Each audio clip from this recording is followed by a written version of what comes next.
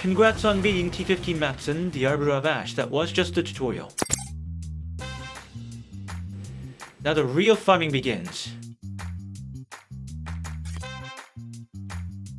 Hey everyone, GamerBinu here. I spotted an interesting comment on my recent video. It really shows how overwhelming 50 divine orbs can seem to new players.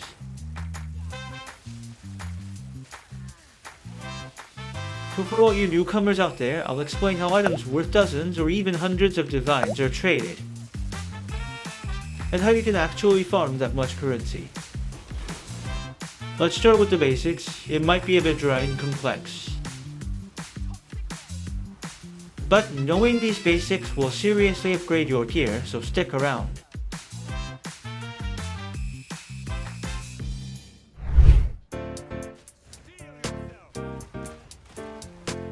The harder the content, the better the rewards. That's the game's core design. Higher tier maps mean better item drops, and more currency. Even white level Age, breach rings and siphoning wand are worth something. With these mods, even magic items can sell for dozens of divines. Besides map level, you can boost item drops through map modifiers. Increasing difficulty through modifiers lets you farm items much faster with better rewards.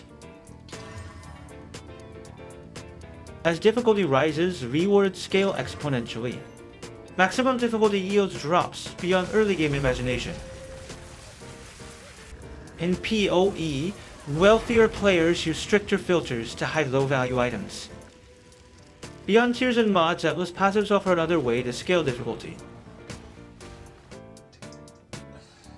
With all a ritual passives allocated, you get 50% increased audience with the king and triple favor set rerolls per ritual. This alone doubles your ritual value. Players without Atlas passives are at a clear disadvantage in rituals compared to those who have them.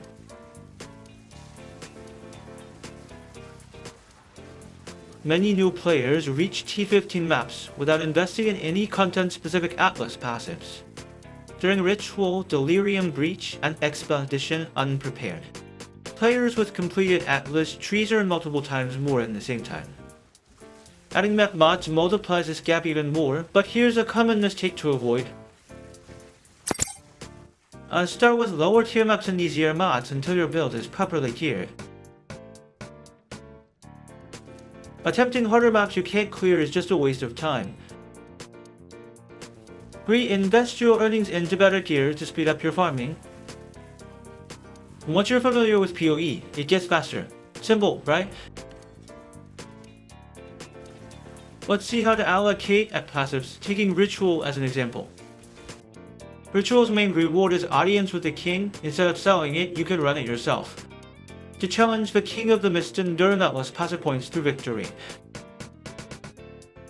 Defeat the King of Mist at a higher difficulty to unlock the next passive. You'll need to defeat him 4 times to earn all 8 Atlas passives. Each attempt costs 7 divine, so you'll need 28 divine total for all passives. Before starting ritual farming, I invested all my currency to unlock all Atlas passives before starting my ritual runs. Failing the fight means losing both the currency and the passive reward. Thus having enough character power is crucial before attempting this.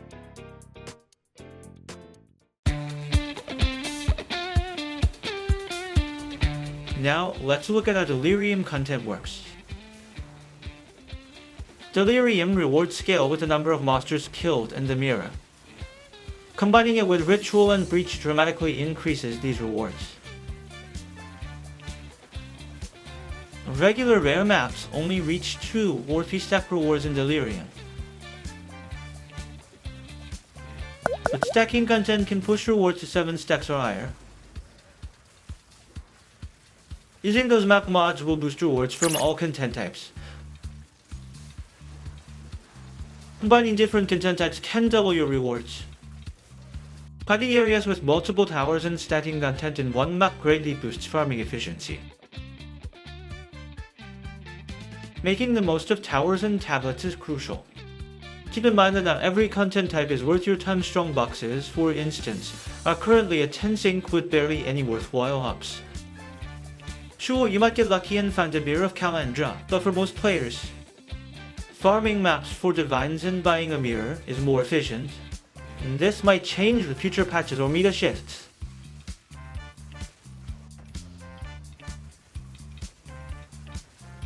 Not to move on, but you can see how these strategies create massive farming efficiency gaps between players. And there's one more factor, Magic Find setup.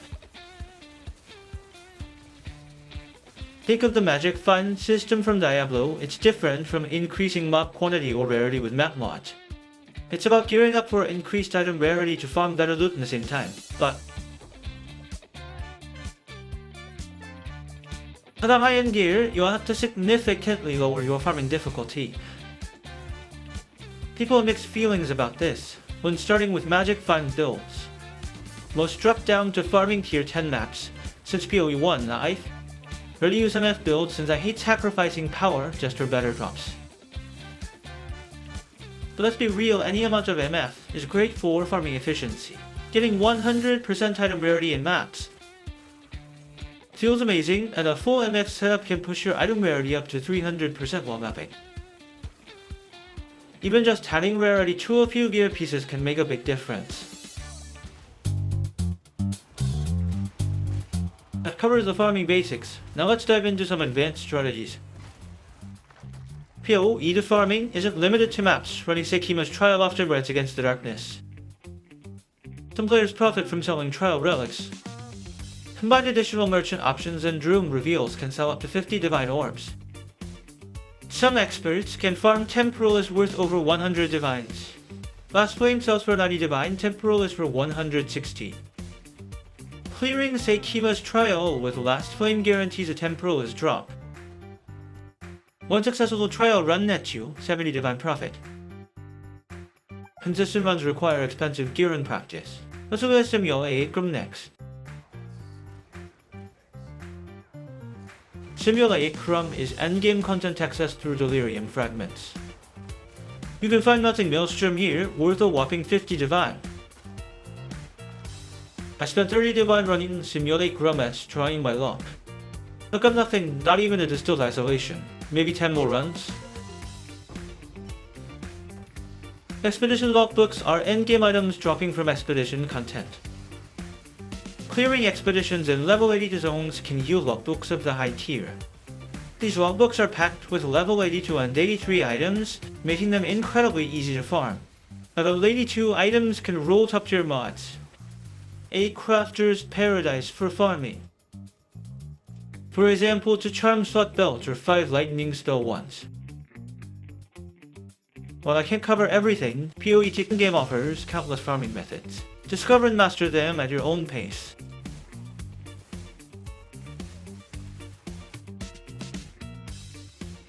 Now that we've covered the basics, however, there's one crucial skill I can't teach: how to evaluate item worth. Ever wonder why a white level 80 Siphoning wand is valuable? Hit it with a lightning essence for 5 lightning skills, and boom 10 divine orbs, but why such a high price? It's valuable for arch-image part builds and can be worth 100 divine when crafted properly. With a lot, you could craft items worth multiple mirrors to gain as many such items, with values fluctuating based on build popularity. Understanding the meta helps you track PoE's market trends. I can't give specific advice since prices change daily with build popularity. The more you play, the better you'll naturally understand these mechanics. More playtime improves your farming efficiency and gives you access to a broader range of valuable items. Adding research will speed up your progress.